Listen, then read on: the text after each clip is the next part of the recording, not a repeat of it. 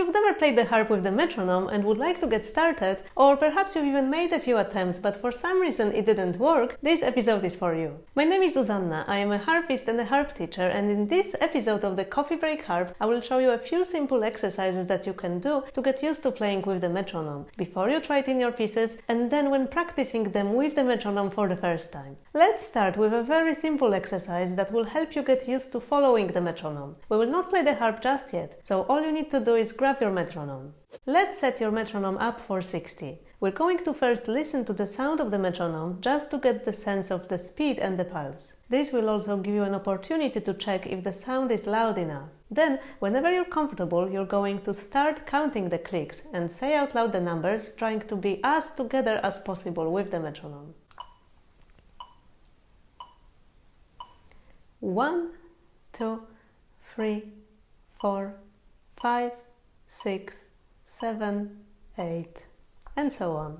While you do this, try to say the number exactly when the metronome clicks, or beeps in this case. If you're counting in English, you can go all the way to 20 quite comfortably, as most of the numbers have only 1 or 2 syllables in English, so they are easy to say on the beat. If you get out of sync with the metronome, just stop and listen for a few more beats. I would give myself at least 4. Make sure you will be able to hear the metronome loud enough as you're talking. Then try again.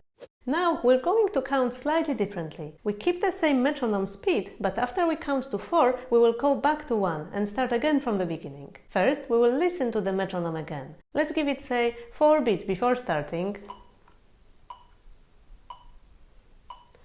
1, 2, 3, 4. 1, 2, 3, 4. 1, 2, 3, 4, and so on. Once you're happy with that, you can get closer to your instrument, as we will do our next exercise with the harp.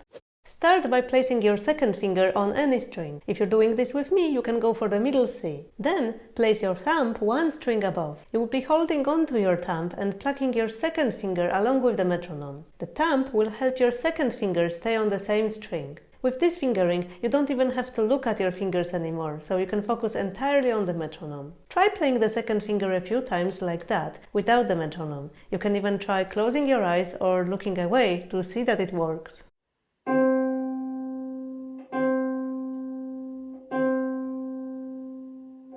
Now, with the metronome, we will start counting to 4 again, and we will aim to pluck the string every time we say 1. So, put the metronome on again and give it at least 4 beats before you start counting. Then say 1, 2, 3, 4 and start playing. 1, 2, 3, 4.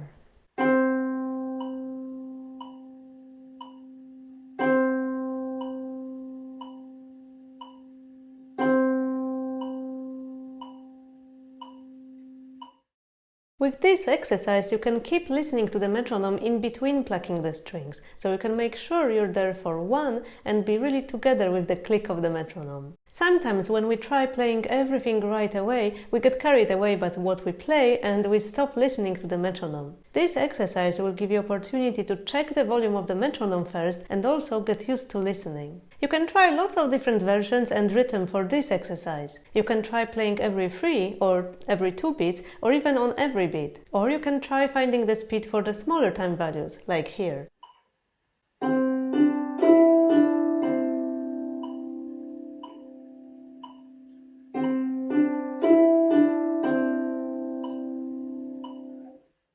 Whatever the pattern, give yourself a few beats of a gap before you try repeating it again, so you can stay on track with the metronome. Now let's have a go at using metronome while playing a piece. Depending on the piece and how familiar you are with the music, your speed settings may need to be different. I've made a whole other episode on finding the right speed on your metronome, so if you'd like some advice, make sure you check it out. I will use my arrangement of Prelude in C major as an example, and for that I will set the metronome on 120. Once you know your setup, get both hands ready where they need to be at the beginning of the piece. We will again listen to the metronome for a few clicks, and then we will aim to play the first note or notes together with the metronome, and after that we'll stop. Let's try.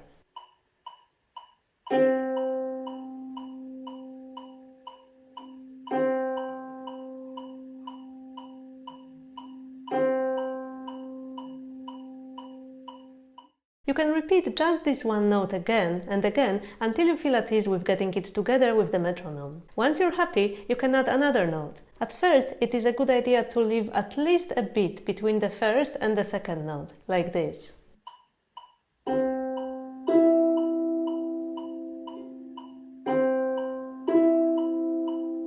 And one more note.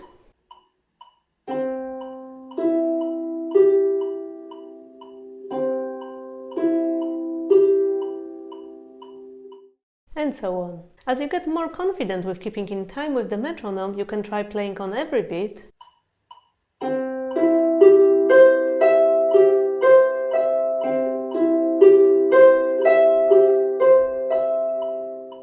And from there, you can gradually start increasing the speed on the metronome. After that, you can slowly move on to bigger time values and having the metronome clicking only every few notes. Here, I'm playing at the same speed, but I divided 120 by 2, so now I have the metronome on 60 and clicking on every second note.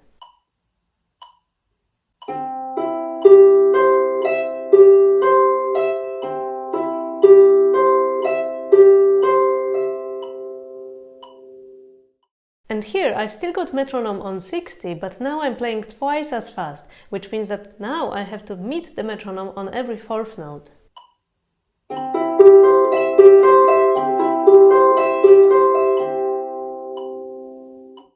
It may look that what I've done here only took a few minutes to get from practicing counting the beats out loud without playing to playing a piece of music at full speed. So I just wanted to remind you that this is just an overview of a whole process that may take several sessions or even weeks and months to get through. Whenever things start getting challenging, feel free to come back to the very beginning and do whichever exercises make you feel more comfortable with the metronome.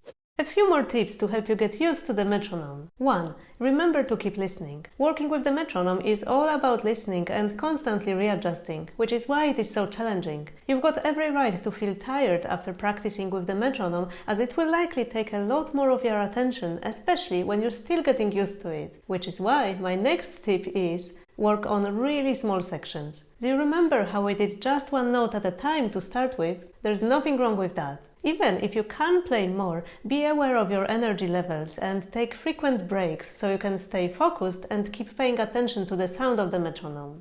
Make sure that you can hear the metronome clearly. You will need this especially when you set it up to click every few notes, as this means fewer reference points for you. Check the volume through the first few exercises and keep adjusting if needed. If you find the sound of the metronome annoying, try experimenting with free apps available out there to see if any of them have a slightly more pleasant tone. Remember, you often can change the sound within the app, even when it's free. Or, if you don't mind extra work, you can be creative and make your own DIY metronome. You can use the voice memo or any other voice recording app on your phone and record yourself following the metronome. You can do that while wearing earphones and playing the harp, record yourself counting, or doing both. I hope that you found this episode helpful, and even if the metronome won't become your best friend right away, I'd like you to remember the old saying, keep your friends close, but enemies even closer.